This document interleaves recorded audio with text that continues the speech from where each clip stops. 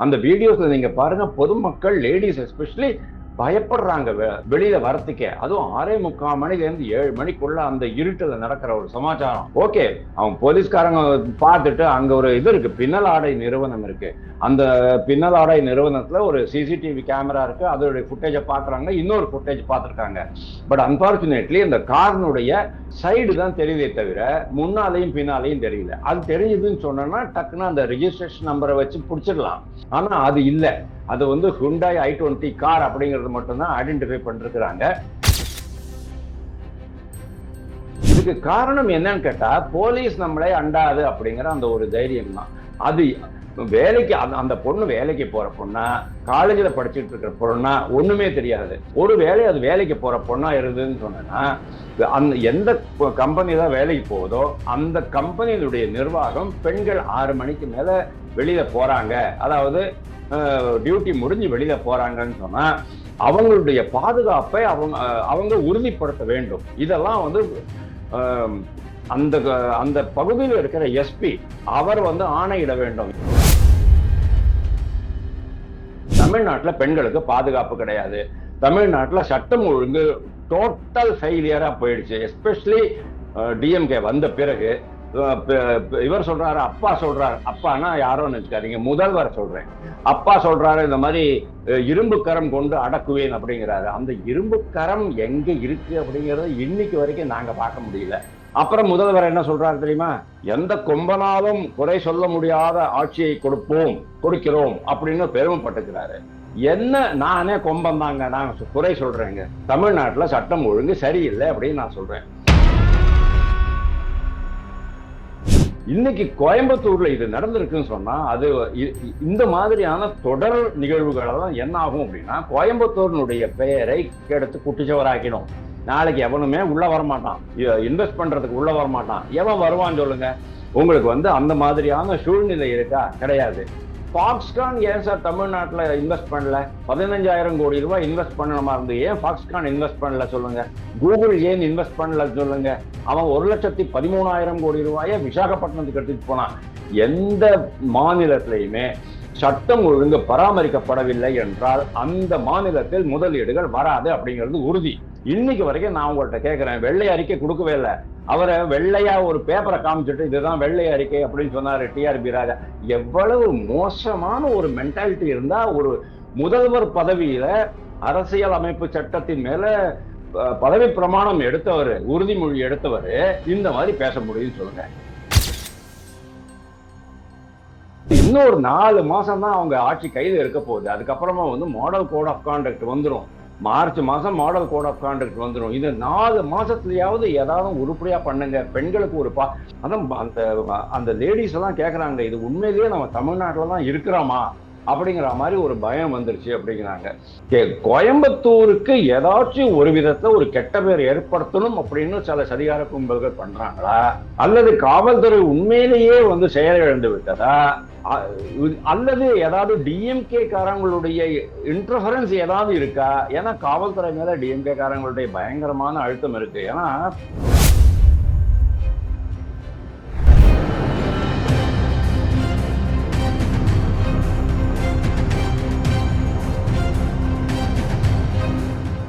ரியலோ நேர்களுக்கு வணக்கம். இன்று நம்மளுடைய நேர்காணலுக்கு அரசியல் விமர்சகரான திரு வாசுதேவன் அவர்கள் நினைச்சிருக்காங்க. சார் வணக்கம்.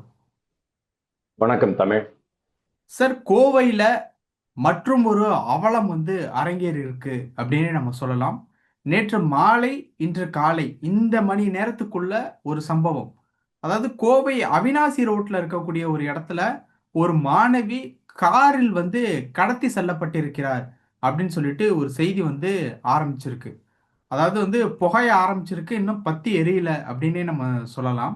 இதுல வந்து காவல் ஆணையர் என்ன சொல்லியிருக்காரு அப்படின்னு பார்த்தோம் அப்படின்னா, கடத்தப்பட்ட சம்பவம் தொடர்பா இன்னும் யாரும் கம்ப்ளைண்ட் கொடுக்கல, பட் சிசிடிவி கிடைச்சிருக்கு அப்படிங்கிற மாதிரி வந்து கோவை காவல் ஆணையர் வந்து சொல்லியிருக்காரு.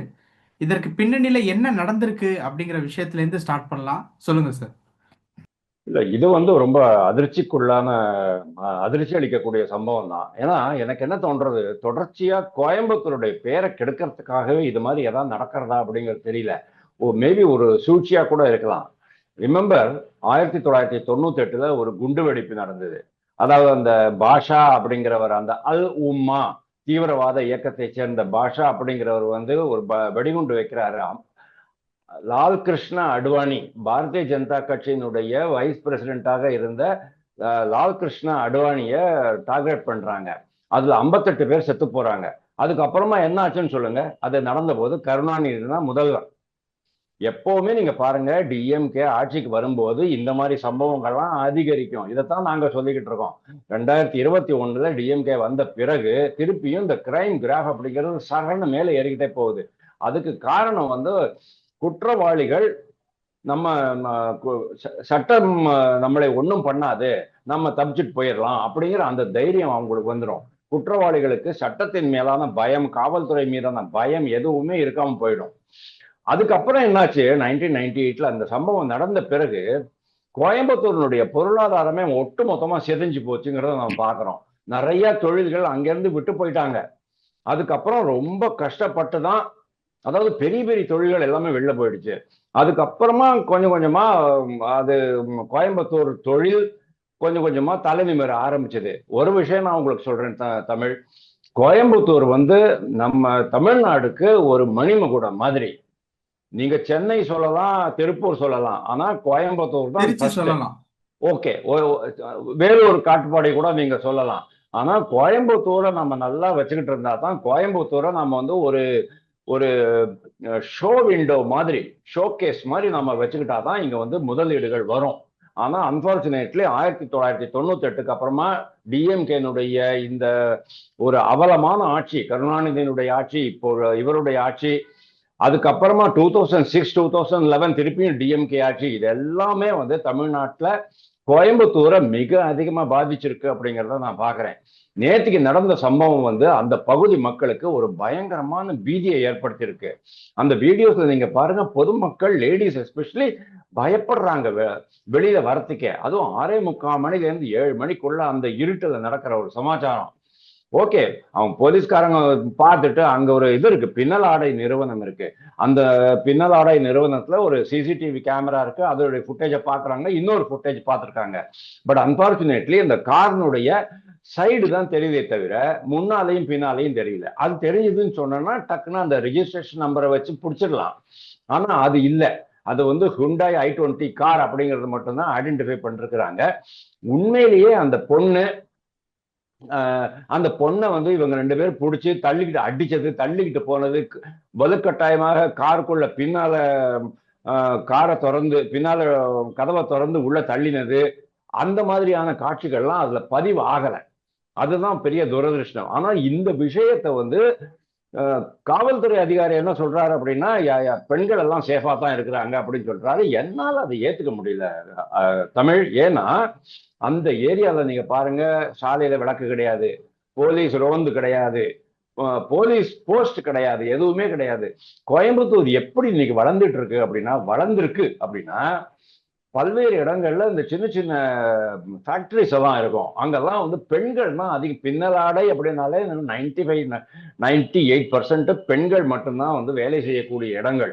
ஒரு பெண்ணு தனியா ரோட்ல போனாங்கன்னு சொன்னா அவங்கள ஃபாலோ பண்ணுவாங்க. யாராச்சும் 2 பேர் நடந்து ஃபாலோ பண்ணுவாங்க, மோட்டார் சைக்கிள்ல ஃபாலோ பண்ணுவாங்க. அதுக்கு பேரு ஸ்டாக்கிங் அப்படின்னு பேரு. தப்பு அது. ஆனா தொடர்ந்து கொஞ்ச நேரம் பேச முயற்சிக்கிறது தான் பண்றது. ஒத்து வரல அப்படின்னா என்ன பண்ணுவாங்க, பிளேடால முகத்தை கிழிப்பாங்க, இல்லைன்னா ஆசிட போட்டுடுவாங்க. அந்த பெண்ணுக்கு பெர்மனண்டாவே, நிரந்தரமாவே முகம் பாதிக்கப்படும். அப்படி இல்லைன்னா நண்பர்களை கூட்டி வந்து அந்த பெண்ணை காட்டிட்டு போவாங்க. இதெல்லாமே வந்து இந்த குற்றவாளிகள் செய்யக்கூடிய ஒரு சாதாரண சமாச்சாரம் தான். நம்ம சினிமா படங்கள்ல கூட நம்ம இதைத்தானே பார்க்கிறோம். இதுக்கு எல்லாமே காரணம் சினிமா படங்கள். சினிமா படங்கள்லயும் மற்ற இந்த மெகா சீரீஸ் அப்படின்லாம் வருது டிவிஸ்ல, அதெல்லாமே வந்து இதெல்லாம் காமிக்கிறதுனால தான் இது வந்து மக்களுடைய மனசுல இப்படி பண்ணலாம் போல் இருக்கே அப்படிங்கிற மாதிரி ஆயிடுறது. நோ, இதுக்கு காரணம் என்னன்னு கேட்டா, போலீஸ் நம்மளை அண்டாது அப்படிங்கிற அந்த ஒரு தைரியம் தான். அது வேலைக்கு அந்த பொண்ணு வேலைக்கு போற பொண்ணா, காலேஜில் படிச்சுட்டு இருக்கிற பொண்ணா ஒண்ணுமே தெரியாது. ஒரு வேலை அது வேலைக்கு போற பொண்ணா இருந்ததுன்னு சொன்னா, அந்த எந்த கம்பெனி தான் வேலைக்கு போகுதோ அந்த கம்பெனியினுடைய நிர்வாகம் பெண்கள் 6 மணிக்கு மேல வெளியில போறாங்க, அதாவது டியூட்டி முடிஞ்சு வெளியில போறாங்கன்னு சொன்னா அவங்களுடைய பாதுகாப்பை அவங்க உறுதிப்படுத்த வேண்டும். இதெல்லாம் வந்து அந்த அந்த பகுதியில் இருக்கிற எஸ்பி அவர் வந்து ஆணையிட வேண்டும். எனக்கு ரொம்ப நல்லா ஞாபகம் இருக்கு, கொரோனா பீரியட்ல சென்னையில 7 மணிக்கு மேல பெண்கள் அலுவலகத்தில் இருக்கக்கூடாதுன்னு சொல்லிட்டு ஒரு ஆர்டர் போட்டிருந்தாங்க, சுற்றறிக்கை போட்டிருந்தாங்க. 7 மணிக்கு மேல அவங்க சர்ப்ரைஸ் செக் பண்ணி யாராவது பெண்கள், பேங்க்ஸ்ல எல்லாம் வந்து அவ்வளவு சீக்கிரமா வேலை முடியாது, 8-9 மணி ஆயிடும். இன்சூரன்ஸ் கம்பெனிஸ்ல யாராவது இருப்பாங்க, கவர்மெண்ட் ஆபீசர்ஸ்ல இருப்பாங்க, அங்கெல்லாம் போயிட்டு பார்த்துட்டு பெண்கள் எல்லாம் விரட்டுவாங்க. அவங்களுடைய அந்த நிர்வாகத்துக்கு ஒரு பொறுப்பை கொடுத்திருப்பாங்க. அந்த மாதிரியான ஒரு பயங்கரமான ஒரு பொறுப்பை கொண்டு வர வேண்டும் அப்படின்னு நான் பாக்குறேன். ஆனா ஒரு விஷயம் உண்மை, தமிழ்நாட்டுல பெண்களுக்கு பாதுகாப்பு கிடையாது. தமிழ்நாட்டுல சட்டம் ஒழுங்கு டோட்டல் ஃபெயிலியரா போயிடுச்சு. எஸ்பெஷலி டிஎம்கே வந்த பிறகு இவர் சொல்றாரு, அப்பா சொல்றாரு, அப்பானா யாரோ நினைச்சுக்காதீங்க, முதல்வர் சொல்றேன்.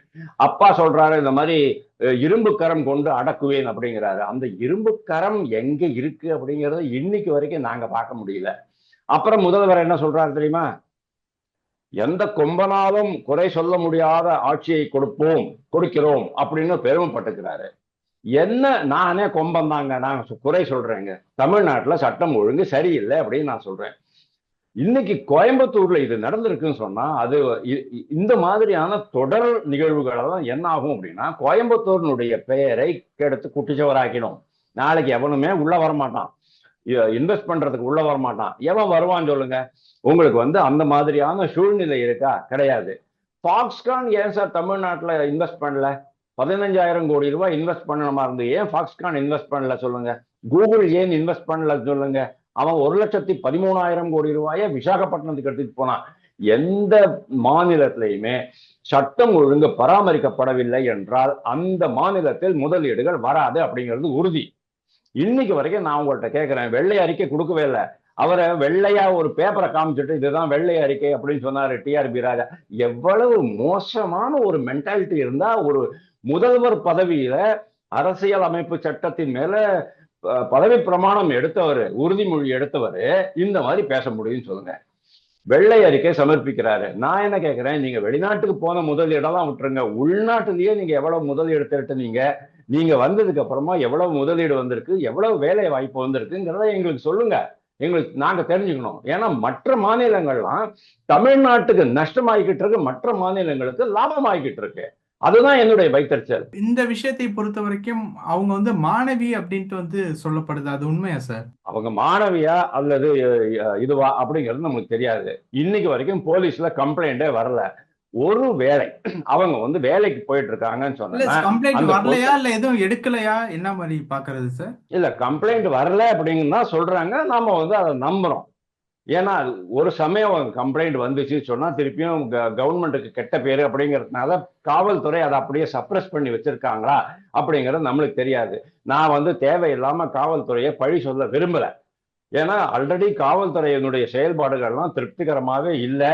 தனிப்படை ஒண்ணு அமைக்கிறாங்க, அவன் போயிட்டு திருபுவனத்துல அஜித் குமாரை அடிச்சு கொள்றான். அதுக்கப்புறமா தனிப்படையெல்லாம் நாங்க வந்து சரி பண்ணிட்டோம், அதாவது தனிப்படைங்கிற அமைப்பை நாங்கள் கலைத்து விட்டோம் அப்படின்ட்டு சங்கர் ஜிவால் சொன்னாரு. இப்போ திருப்பியும் அதே தனிப்படை தான். கோயம்புத்தூர்ல 3 நாள் முன்னால ஒரு பெண்ணுக்கு கூட்டு பாலியல் வன்கொடுமை நடந்த போது 7 தனிப்படை அமைச்சாங்க. அதெல்லாம் அமைக்க வேண்டியதுதான். இப்போ 4 படைகள் அமைச்சிருக்கிறாங்க. ஆனா தமிழ்நாட்டுக்குள்ளேயே நீங்க பாருங்க, காவல்துறையினுடைய லட்சணம் எப்படி இருக்கு அப்படிங்கிறது உங்களுக்கே தெரியும். அதனால அந்த பெண்ணுக்கு ஒரு வேலை அவங்க வந்து ஒரு வேலைக்கு போயிட்டு இருந்தாங்கன்னு சொன்னோம்னா டெஃபினட்டா கம்பெனிக்காரங்களோ இல்லைன்னா வீட்டுல இருக்கிற அம்மா அப்பாவோ கணவனோ யாராவது வந்து கம்ப்ளைண்ட் கொடுத்துருப்பாங்க. ஒருவேளை அது வந்து குடும்ப தகராறாக இருந்ததுன்னு சொன்னா அண்ணன் தம்பி, ஒண்ணு விட்ட தம்பி ஒண்ணு விட்ட அண்ணன், அந்த மாதிரி யாராச்சும் அப்பா மாமா சித்தப்பா அந்த மாதிரி யாராச்சும் வந்து அவங்கள அடிக்கிற அளவுக்கெல்லாம் போயிருக்க மாட்டாங்க. ஏன்னா அந்த பொண்ணு கத்திக்கிட்டு இருந்தது.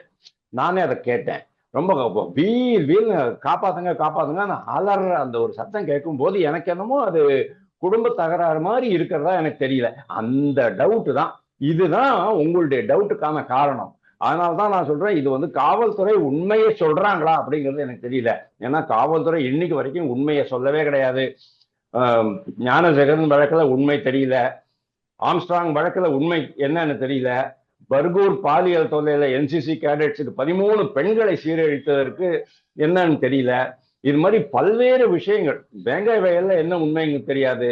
பல்வேறு இடங்கள்ல பல்வேறு வழக்குகள்ல காவல்துறை உண்மையாக நேர்மையாக செயல்பட்டிருக்கா அப்படிங்கிறது எனக்கு தெரியல. அதனால நான் உங்களுடைய நீங்க கேட்ட சந்தேகத்தை நான் ஓகே அப்படின்னு சொல்லிடுறேன்.